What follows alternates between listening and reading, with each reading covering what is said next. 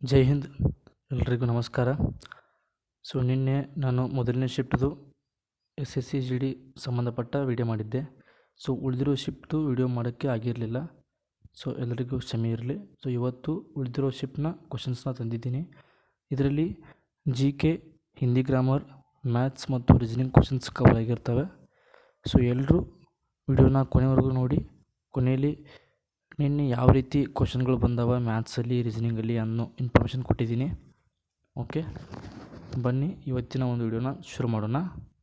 ಮೊದಲನೇ ಪ್ರಶ್ನೆ ಏನಪ್ಪ ಅಂತಂದ್ರೆ, ಫಿಡೆ ಪೂರ್ಣ ರೂಪ ಫುಲ್ ಫಾರ್ಮ್ ಏನು? ಈ ಫಿಡೆ ಅನ್ನೋ ಏನೊಂದು ಸ್ಪೋರ್ಟ್ಸ್ ಸಂಸ್ಥೆ ಐತಲ್ಲ, ಇದು ಚೆಸ್ ಆಟವನ್ನು ನಿರ್ವಹಿಸ್ತದೆ.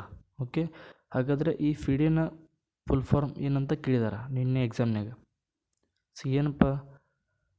Federation of international designers, international chess federation, federation ಇಂಟರ್ನ್ಯಾಷನಲೆ ಡೆಸ್ ಎಚೆಕ್ಸ್, federation of international data exchange. Correct answer ಯಾವುದಪ್ಪ ಅಂತಂದ್ರೆ ಆಪ್ಷನ್ ಸಿ, ಫೆಡರೇಷನ್ ಇಂಟರ್ನ್ಯಾಷನಲೆ ಡೆಸ್ ಎಚೆಕ್ಸ್. ಓಕೆ, ನೆಕ್ಸ್ಟ್ ಕ್ವಶನ್ ನೋಡ್ರಿ.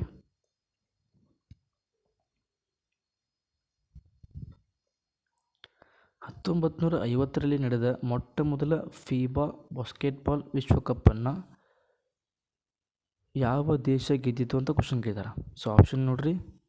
ಮೊದಲನೇದು USA, second Brazil, third Argentina, fourth Chile. ಯಾವುದಪ್ಪ ಅವಾಗ ಫೀಬಾ ವಿಶ್ವಕಪ್ಪನ್ನು ಗೆದ್ದಿದ್ದಪ್ಪ ಅಂತಂದ್ರೆ ಆಪ್ಷನ್ ಸಿ, ಅರ್ಜೆಂಟೈನಾ ದೇಶ 1950ರಲ್ಲಿ ನಡೆದ ಮೊಟ್ಟ ಮೊದಲ ಫೀಬಾ ಬಾಸ್ಕೆಟ್ಬಾಲ್ ವಿಶ್ವಕಪ್ಪನ್ನು ಗೆದ್ದಿದೆ. ಓಕೆ, ನೆಕ್ಸ್ಟ್ ಕ್ವಶನ್ ನೋಡ್ರಿ. ಈ ಕೆಳಗಿನವುಗಳಲ್ಲಿ ಯಾವ ದೇಶವು ಭೌಗೋಳಿಕವಾಗಿ ಗ್ರೇಟ್ ನಿಕೋಬಾರ್ಗೆ ಅತ್ಯಂತ ಹತ್ತಿರದಲ್ಲಿದೆ? ಅಂಡಮಾನ್ ನಿಕೋಬಾರ್ ಅಂತ ಬಂದಾಗ ಭಾರತದ ಪೂರ್ವ ಭಾಗದ ದಕ್ಷಿಣಕ್ಕೆ ಕಂಡುಬಂದು ನಾವು ಈ ಥರ ನೋಡ್ತೀವಿ. ಇದು ಅಂಡಮಾನು, ಇದು ನಿಕೋಬಾರ್. ಅವರು ಕೇಳಿದಾರೆ ಗ್ರೇಟ್ ನಿಕೋಬಾರ್ನ ಅತ್ಯಂತ ದಕ್ಷಿಣ ಭಾಗ ಯಾವುದಪ್ಪ ಅಂತಂದ್ರೆ ನಿಕೋಬಾರ್ನ ಅತ್ಯಂತ ದಕ್ಷಿಣದ ಭಾಗ ಗ್ರೇಟ್ ನಿಕೋಬಾರ್. ಇಲ್ಲಿದೆ. ಇದು ಇಲ್ಲಿ ಕೊಟ್ಟಿರತಕ್ಕಂಥ ಯಾವ ದೇಶಗಳಿಗೆ ಅತ್ಯಂತ ಹತ್ತಿರವಾಗಿದೆ ಅಂತ ಕೇಳಿದ್ದಾರೆ. Okay, Sri Lanka, Indonesia, Myanmar, Thailand. Correct answer ಯಾವುದಪ್ಪ ಅಂತಂದ್ರೆ option A, Indonesia. Okay, next question ನೋಡ್ರಿ. ಭಾರತೀಯ ಸಂವಿಧಾನದ ಅಡಿಯಲ್ಲಿ ಎಷ್ಟು ರೀತಿಯ ತುರ್ತು ಪರಿಸ್ಥಿತಿಗಳನ್ನು ಉಲ್ಲೇಖಿಸಲಾಗಿದೆ? Option A 2, B 3, C 4, D 5. Correct answer ಯಾವುದಪ್ಪ ಅಂತಂದರೆ ಆಪ್ಷನ್ ಬಿ 3. ಓಕೆ, 3 ಯಾವ ತುರ್ತು ಪರಿಸ್ಥಿತಿ ಅಂತಂದರೆ, ಒಂದು ರಾಷ್ಟ್ರೀಯ ತುರ್ತು ಪರಿಸ್ಥಿತಿ 352ನೇ ವಿಧಿ ಪ್ರಕಾರ, ಇನ್ನೊಂದು ರಾಜ್ಯ ತುರ್ತು ಪರಿಸ್ಥಿತಿ 356ನೇ ವಿಧಿ ಪ್ರಕಾರ, ಇನ್ನು ಕೊನೆಯದಾಗಿ ಹಣಕಾಸಿನ ತುರ್ತು ಪರಿಸ್ಥಿತಿ 360ನೇ ವಿಧಿ ಪ್ರಕಾರ. ಹಾಗಾದರೆ ಇದುವರೆಗೂ ರಾಷ್ಟ್ರೀಯ ತುರ್ತು ಪರಿಸ್ಥಿತಿಯನ್ನು ಎಷ್ಟು ಬಾರಿ ಹೇರಲಾಗಿದೆ? 3 ಬಾರಿ ಹೇರಲಾಗಿದೆ.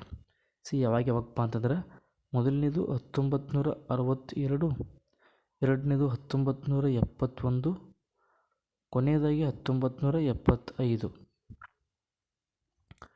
ಮೊದಲನೇದಾಗಿ 2 ಬಾರಿ ಹೇರಿದಂಥ ರಾಷ್ಟ್ರೀಯ ತುರ್ತು ಪರಿಸ್ಥಿತಿ ಕಾರಣ ಏನಪ್ಪ ಅಂತಂದ್ರೆ ಬಾಹ್ಯ ಆಕ್ರಮಣ.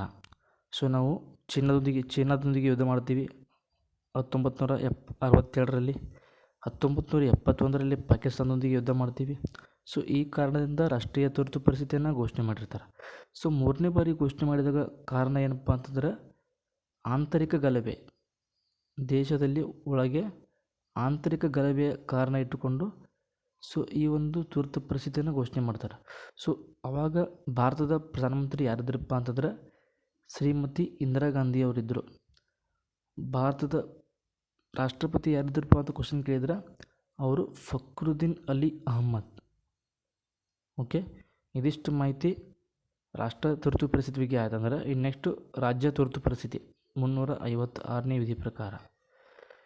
ರಾಜ್ಯ ತುರ್ತು ಪರಿಸ್ಥಿತಿಯನ್ನು ಎದುರಿಸಿದಂಥ ಮೊಟ್ಟ ಮೊದಲನೇ ಭಾರತದ ರಾಜ್ಯ ಯಾವುದಂತ ಕ್ವಶನ್ ಕೇಳಿದರೆ ಆನ್ಸರ್ ಏನಪ್ಪ ಅಂತಂದ್ರೆ ಪಂಜಾಬ್. ಪಂಜಾಬ್ ರಾಜ್ಯದ ಮೇಲೆ ಮೊಟ್ಟ ಮೊದಲ ಬಾರಿಗೆ ರಾಜ್ಯ ತುರ್ತು ಪರಿಸ್ಥಿತಿಯನ್ನು ಘೋಷಣೆ ಮಾಡ್ತಾರೆ. ಸೊ ಅತಿ ಹೆಚ್ಚು ರಾಜ್ಯ ತುರ್ತು ಪರಿಸ್ಥಿತಿಯನ್ನು ಎದುರಿಸಿದಂಥ ರಾಜ್ಯ ಯಾವುದಂತ ಕ್ವಶನ್ ಕೇಳಿದರೆ answer Uttar Pradesh. Okay, so ಇದಿಷ್ಟು. ಇನ್ನು ನೆಕ್ಸ್ಟ್ ಹಣಕಾಸಿನ ತುರ್ತು ಪರಿಸ್ಥಿತಿಗೆ ಬಂದರೆ ಇದುವರೆಗೂ ಒಂದು ಬಾರಿನೂ ಕೂಡ ಹಣಕಾಸಿನ ತುರ್ತು ಪರಿಸ್ಥಿತಿಯನ್ನು ಭಾರತದಲ್ಲಿ ಘೋಷಣೆ ಮಾಡಿಲ್ಲ. ಓಕೆ, ನೆಕ್ಸ್ಟ್ ಕ್ವಶನ್ ನೋಡ್ರಿ. ಮೈಟೋಕಾಂಡ್ರಿಯಾದಲ್ಲಿ ಎಷ್ಟು ಪೊರೆಗಳಿವೆ? Option A 1, B 2, C 3, D ಯಾವುದೇ ಪೊರೆ ಇಲ್ಲ. ಕರೆಕ್ಟ್ ಆನ್ಸರ್ ಯಾವುದಪ್ಪ ಅಂದ್ರೆ ಆಪ್ಷನ್ ಬಿ 2. ಹೌದು, ಇದಕ್ಕೆ ನಾವು ಇಂಗ್ಲೀಷ್ನಲ್ಲಿ ಡ್ಯುವಲ್ ಮೆಂಬ್ರೇನ್ ಅಂತ ಕರಿತೀವಿ. ಡ್ಯುವಲ್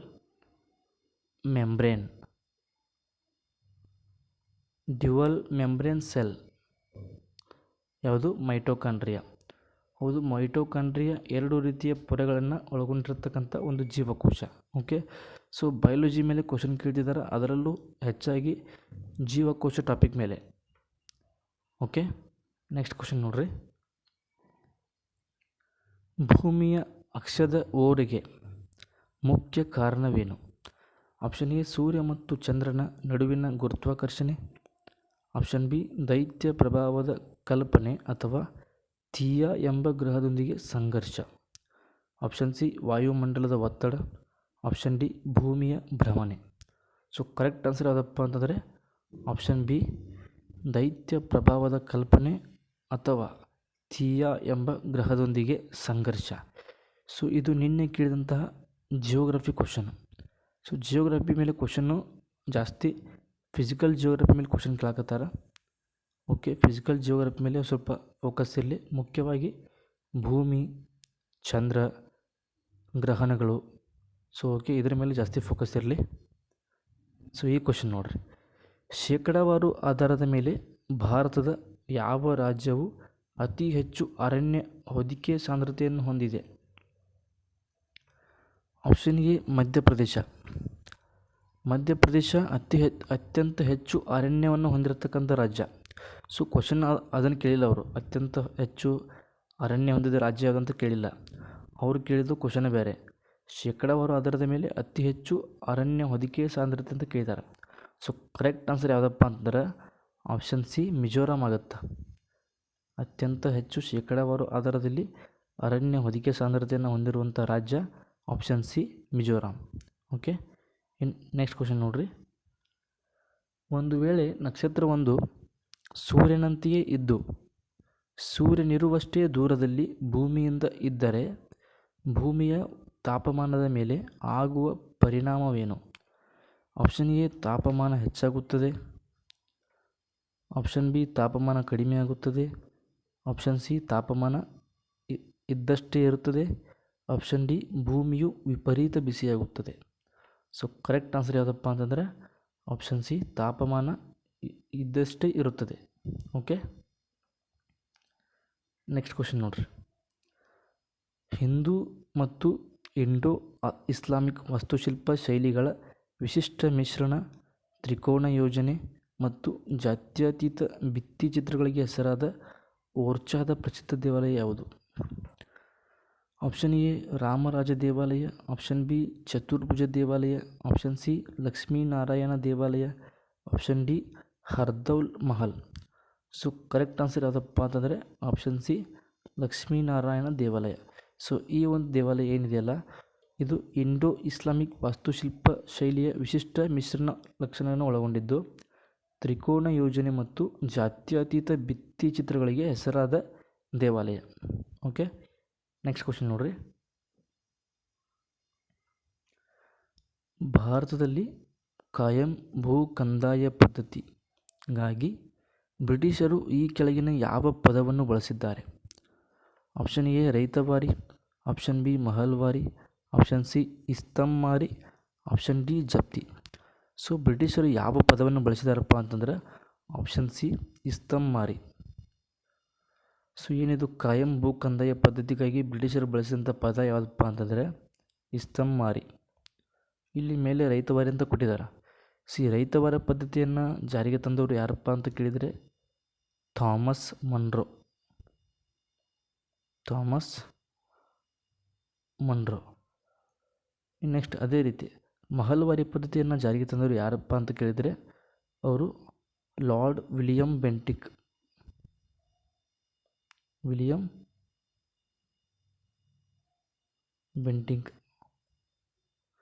ಇನ್ನು ಕಾಯಂ ಜಮೀನ್ದಾರಿ ಪದ್ಧತಿಯನ್ನು ಜಾರಿಗೆ ತಂದವರು ಯಾರಪ್ಪ ಅಂತ ಕೇಳಿದರೆ ಅವರು ಲಾರ್ಡ್ ಕಾರ್ನ್ವಾಲಿಸ್.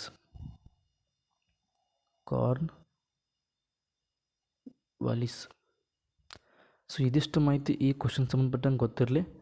ನೆಕ್ಸ್ಟ್ ಕ್ವಶನ್ ನೋಡ್ರಿ, ನಾಟಿ ನೃತ್ಯವನ್ನು ಪ್ರಮುಖವಾಗಿ ಹೇಗೆ ಮಾಡಲಾಗುತ್ತದೆ? ಕೇವಲ ಮಹಿಳೆಯರಿಂದ ಕುಳಿತುಕೊಂಡು, ಕೇವಲ ಪುರುಷರಿಂದ ನಿಂತುಕೊಂಡು, ಪುರುಷರು ಮತ್ತು ಮಹಿಳೆಯರಿಂದ ವೃತ್ತಾಕಾರದಲ್ಲಿ, ಕೇವಲ ಮಕ್ಕಳಿಂದ ಗುಂಪಿನಲ್ಲಿ. ಕರೆಕ್ಟ್ ಆನ್ಸರ್ ಯಾವುದಪ್ಪ ಅಂದ್ರೆ ಆಪ್ಷನ್ ಸಿ, ಪುರುಷರು ಮತ್ತು ಮಹಿಳೆಯರಿಂದ ವೃತ್ತಾಕಾರದಲ್ಲಿ. ಸೊ ಈ ಒಂದು ನಾಟ್ಯ ನೃತ್ಯವನ್ನು ಮಾಡಲಾಗುತ್ತೆ. ಓಕೆ, ನೆಕ್ಸ್ಟ್ ಕ್ವಶನ್ ನೋಡ್ರಿ. ಸೊ ಇದು ಹಿಂದಿ ಗ್ರಾಮರ್.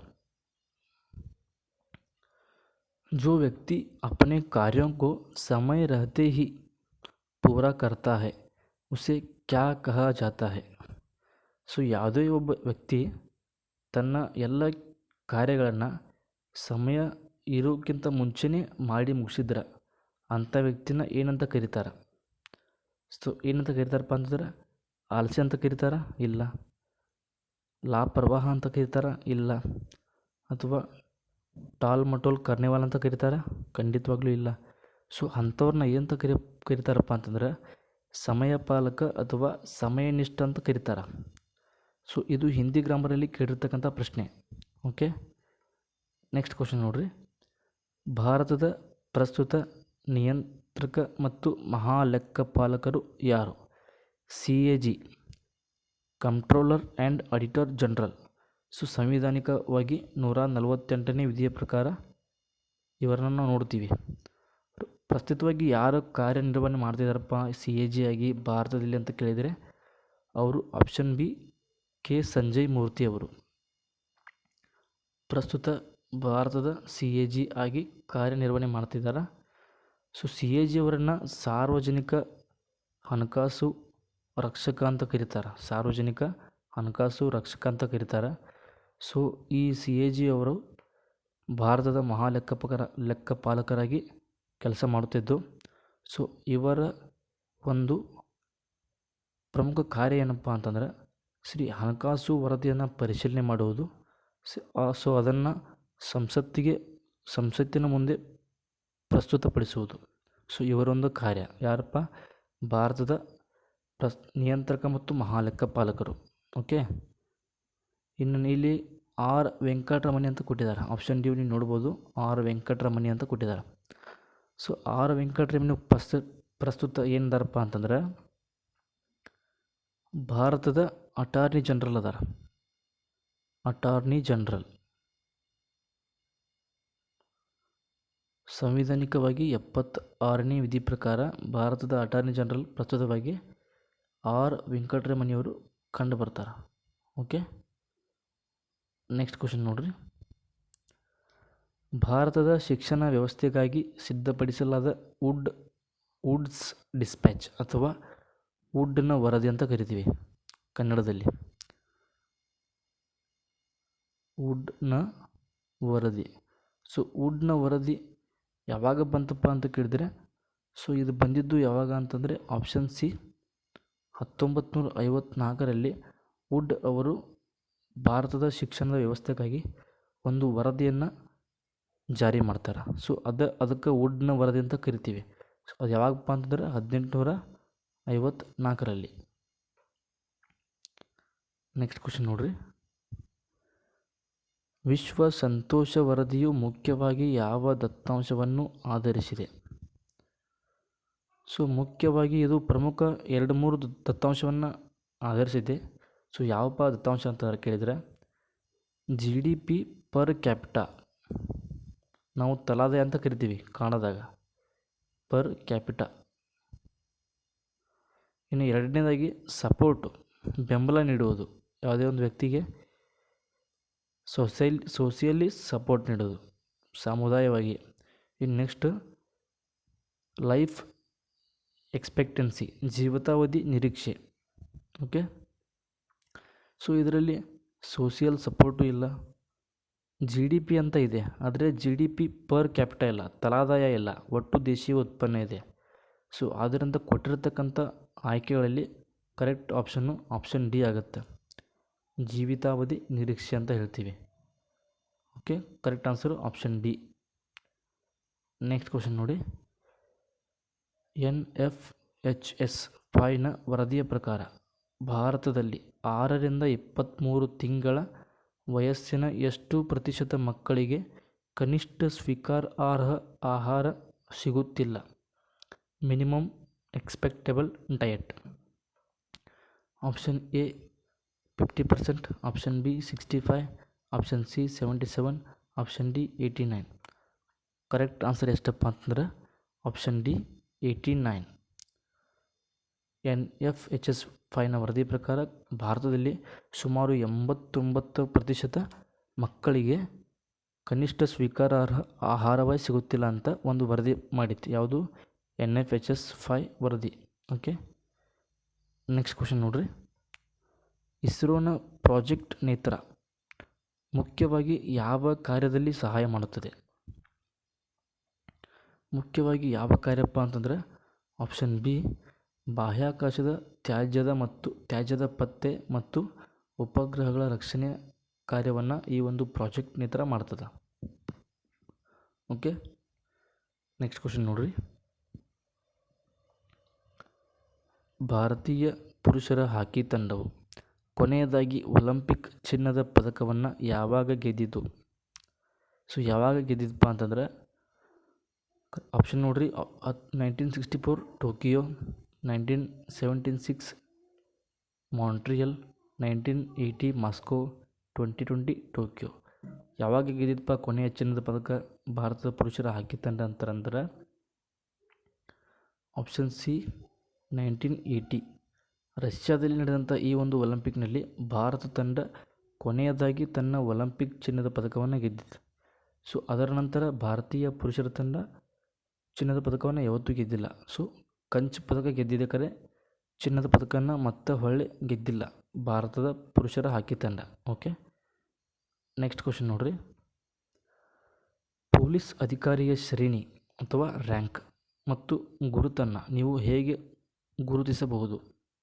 ಟೋಪಿಯ ಮೂಲಕ, ಹೆಗಲ ಮೇಲಿನ ನಕ್ಷತ್ರಗಳ ಮೂಲಕ, ಬ್ಯಾಡ್ಜ್ ಮತ್ತು ನೇಮ್ ಪ್ಲೇಟ್ ಮೂಲಕ, ಸಮವಸ್ತ್ರದ ಮೂಲಕ? ಸೊ ಸಾಮಾನ್ಯವಾಗಿ ಯಾವ ರೀತಿ ನಾವು ಗುರುತಿಸ್ಬೋದಪ್ಪ ಒಬ್ಬ ಪೊಲೀಸ್ ಅಧಿಕಾರಿ ಅಂತಂದ್ರೆ ಆಪ್ಷನ್ ಬಿ ಹೆಗಲ ಮೇಲಿನ ನಕ್ಷತ್ರಗಳ ಮೂಲಕ. ಸೊ ನಾವು ಒಬ್ಬ ಪೊಲೀಸ್ ಅಧಿಕಾರಿಯ ರ್ಯಾಂಕನ್ನು ಗುರುತಿಸ್ಬೋದು. ಈಗ ಸಿಂಗಲ್ ಸ್ಟಾರ್ ಇದ್ದರೆ ASI, ಡಬಲ್ ಸ್ಟಾರ್ ಇದ್ದರೆ PSI, ಸೊ ಅದೇ ರೀತಿ ತ್ರಿಬಲ್ ಸ್ಟಾರ್ ಇದ್ದರೆ CPI ಅಂತ ಕರಿತೀವಲ್ಲ. ಸೊ ಆ ಥರ ಹೆಗಲ ಮೇಲಿನ ನಕ್ಷತ್ರಗಳ ಮೂಲಕ ನಾವು ಪೊಲೀಸ್ ಅಧಿಕಾರಿಯ ಶ್ರೇಣಿಯನ್ನು ಗುರುತಿಸ್ಬೋದು. ನೆಕ್ಸ್ಟ್ ಕ್ವಶನ್ ನೋಡ್ರಿ, ಕಚ್ ಭಾರತದ ಯಾವ ರಾಜ್ಯದಲ್ಲಿದೆ? ರಾಜಸ್ಥಾನ್, ಗುಜರಾತ್, ಮಹಾರಾಷ್ಟ್ರ, ಮಧ್ಯಪ್ರದೇಶ?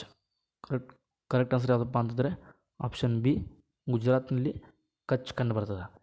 ಕಚ್ಚನ್ನು ಉಪ್ಪಿನ ಮರುಭೂಮಿ ಅಂತ ಕರೀತಾರೆ, ಉಪ್ಪಿನ ಮರುಭೂಮಿ.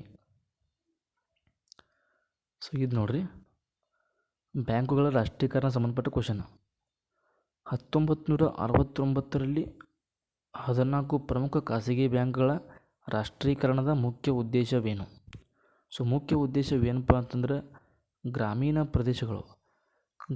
ಪ್ರದೇಶಗಳು ಮತ್ತು ಕೃಷಿ ಕ್ಷೇತ್ರಕ್ಕೆ ಬ್ಯಾಂಕಿಂಗ್ ಸೇವೆಗಳನ್ನು ವಿಸ್ತರಿಸುವುದು ಈ ಒಂದು 1969ರ ರಾಷ್ಟ್ರೀಕರಣದ ಮುಖ್ಯ ಉದ್ದೇಶ ಆಗಿತ್ತು. 1919ರಾಗ ರಾಷ್ಟ್ರೀಕರಣ ಆದಾಗ RBIನ ಗವರ್ನರ್ ಯಾರದಪ್ಪ ಅಂತ ಕ್ವಶನ್ ಕೇಳಿದರೆ LK ಝಾ ಅವರು ಇದ್ದರು. LK ಝಾ ಅಥವಾ ಲಕ್ಷ್ಮೀಕಾಂತ್ ಝಾ ಅವರು ಇದ್ದರು. ಹಾಗೂ ಭಾರತದ ಪ್ರಧಾನಮಂತ್ರಿ ಇಂದಿರಾ ಗಾಂಧಿಯವರು ಇದ್ದರು. ಓಕೆ, ನೆಕ್ಸ್ಟ್ ಯಾವಾಗ ಮತ್ತು ರಾಷ್ಟ್ರೀಕರಣ ಮಾಡ್ತಾರಪ್ಪ ಅಂತಂದ್ರೆ 1980ರಾಗ ಒಂದ್ಸಲ ರಾಷ್ಟ್ರೀಕರಣ ಮಾಡ್ತಾರೆ. ಸೊ ಆವಾಗ RBI ಗವರ್ನರ್ ಯಾರಿದ್ರಪ್ಪ ಅಂತಂದ್ರೆ IG ಪಟೇಲ್ ಅವರು ಇರ್ತಾರೆ, IG ಪಟೇಲ್. ಓಕೆ, ಇನ್ನು ನೆಕ್ಸ್ಟ್ ಕ್ವಶನ್ ನೋಡ್ರಿ, ನ್ಯಾಷನಲಿಸಮ್ ಎಂಬ ಪದದ ಹಿಂದಿ ಅರ್ಥವೇನು? ಇದು ಹಿಂದಿ ಗ್ರಾಮರ್ನಲ್ಲಿ ಕೇಳಿರ್ತಕ್ಕಂಥ ಪ್ರಶ್ನೆ. ಓಕೆ, ಹಿಂದಿ ಗ್ರಾಮರ್ನಲ್ಲಿ ಕೇಳಿರ್ತಕ್ಕಂಥ ಪ್ರಶ್ನೆ. ಒಂದು ಇಂಗ್ಲೀಷ್ ವರ್ಡ್ ಕೊಡ್ತಾರೆ, ಅದರ ಅರ್ಥ ಹಿಂದಿ ಒಳಗೆ ಏನಪ್ಪ ಅಂತ ಕ್ವಶನ್ ಕೇಳಕತ್ತಾರೆ ಹಿಂದಿ ಒಳಗೆ. ನ್ಯಾಷನಲಿಸಮ್ ಎಂಬ ಪದದ ಹಿಂದಿ ಅರ್ಥ ಏನು ಅಂತಂದ್ರೆ ಆಪ್ಷನ್ ಬಿ ರಾಷ್ಟ್ರವಾದ. ರಾಷ್ಟ್ರವಾದವನ್ನು ನಾವು ಇಂಗ್ಲೀಷ್ನಲ್ಲಿ ನ್ಯಾಷನಲಿಸಮ್ ಅಂತ ಕರಿತೀವಿ. ಸೊ ಇದು ಆಪ್ಷನ್ ಬಿ ಇದಕ್ಕೆ ಕರೆಕ್ಟ್ ಆನ್ಸರ್. ನೆಕ್ಸ್ಟ್ ಕ್ವಶನ್ ನೋಡ್ರಿ. ಭಾರತದ ಸಂವಿಧಾನದ ಯಾವ ವಿಧಿಯು ಸಂಸತ್ತಿನ ಉಭಯ ಸದನಗಳ ಜಂಟಿ ಅಧಿವೇಶನಕ್ಕೆ ಅವಕಾಶ ಕಲ್ಪಿಸಿದೆ? ಸೊ ಯಾವ ವಿಧಿಪ್ಪ ಅಂತಂದ್ರೆ ಆಪ್ಷನ್ ಎ ವಿಧಿನ 105, option B 108, option C 110, option D 112. So correct answer ಯಾವುದಪ್ಪ ಅಂತಂದ್ರೆ ಆಪ್ಷನ್ ಬಿ 108. 108ನೇ ವಿಧಿ ಪ್ರಕಾರ ಭಾರತದ ರಾಷ್ಟ್ರಪತಿಗಳು ಜಂಟಿ ಅಧಿವೇಶನವನ್ನು ಕರೆಯಬಹುದು. ಸೊ ಈ ಒಂದು ಜಂಟಿ ಅಧಿವೇಶನದ ಅಧ್ಯಕ್ಷತೆ ಸ್ಥಾನವನ್ನು ಯಾರು ವಹಿಸಿರ್ತಾರಪ್ಪ ಅಂತಂದ್ರೆ ಲೋಕಸಭೆಯ ಸ್ಪೀಕರ್ ವಹಿಸಿರ್ತಾರೆ. ಲೋಕಸಭೆಯ ಸ್ಪೀಕರ್. ಓಕೆ, ಇನ್ನು ನೆಕ್ಸ್ಟ್ ಕ್ವಶನ್ ನೋಡ್ರಿ. ಅಂತಾರಾಷ್ಟ್ರೀಯ ವ್ಯಾಪಾರದಲ್ಲಿ ತುಲನಾತ್ಮಕ ಅನುಕೂಲದ ಸಿದ್ಧಾಂತವನ್ನು ಥಿಯರಿ ಆಫ್ ಕಂಪೇರೇಟಿವ್ ಅಡ್ವಾಂಟೇಜ್ ಅನ್ನು ಪ್ರತಿಪಾದಿಸಿದವರು ಯಾರು? Option A Adam Smith, B David Ricardo, C J M. Keynes, D Karl Marx. C ಯಾರಪ್ಪ ಅಂತಂದ್ರೆ option B David Ricardo. Okay, next question ನೋಡ್ರಿ. ಪ್ರಸಿದ್ಧ ಕಾದಂಬರಿ ದ ಸರ್ಪೆಂಟ್ ಆ್ಯಂಡ್ ದ ರೋಪ್ನ ಕರ್ತೃ ಯಾರು? R K Narayan, Mulk Raj Anand, C Raja Rao, D Vikram Seth. Correct answer ಯಾವುದಪ್ಪ ಅಂತಂದ್ರೆ C Raja Rao. Next question.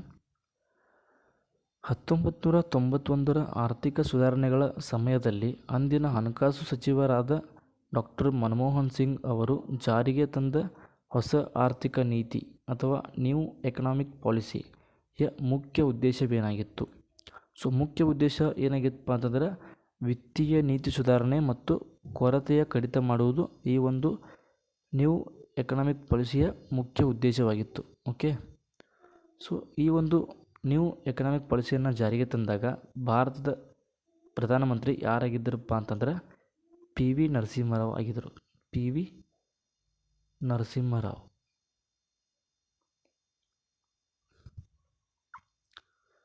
So ಹಾಗಾದ್ರೆ ನಾನು ನಿಮಗೊಂದು ಕ್ವಶನ್ ಕೇಳ್ತೀನಿ. ಈಗ ಎಲ್ ಪಿ ಜಿ ನೀತಿಯನ್ನು ಜಾರಿಗೆ ತಂದಂತಹ ಪ್ರಧಾನಮಂತ್ರಿ ಯಾರು? ಆನ್ಸರ್ ಮಾಡಿರಿ. ಅದೇ ರೀತಿ ಎಲ್ ಪಿ ಜಿ ಫುಲ್ ಫಾರ್ಮ್ನ ಕಮೆಂಟ್ ಸೆಕ್ಷನಲ್ಲಿ ಆನ್ಸರ್ ಮಾಡಿರಿ. L P G full form. Next question ನೋಡಿರಿ.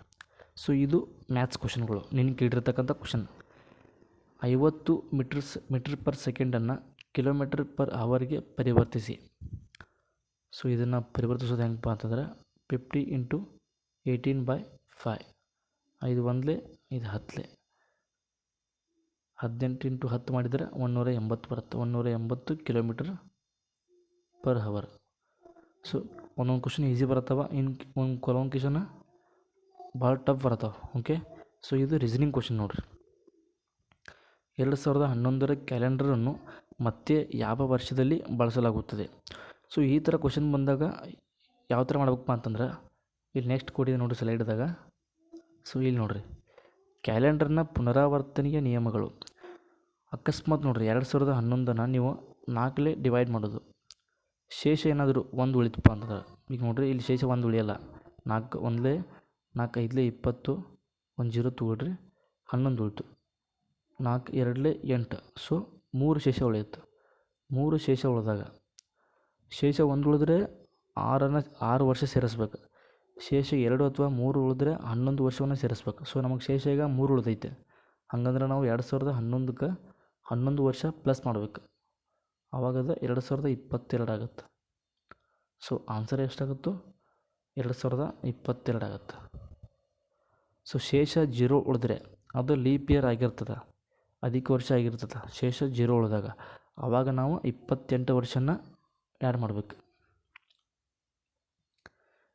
28 ವರ್ಷ ಪ್ಲಸ್ ಮಾಡಬೇಕು, ಆವಾಗ ಆನ್ಸರ್ ಸಿಗ್ತದೆ. ಓಕೆ, ನೆಕ್ಸ್ಟ್ ಕ್ವಶನ್ ನೋಡಿರಿ. ಸೊ ಇದು ಮ್ಯಾಥ್ಸ್ ಕ್ವಶನ್.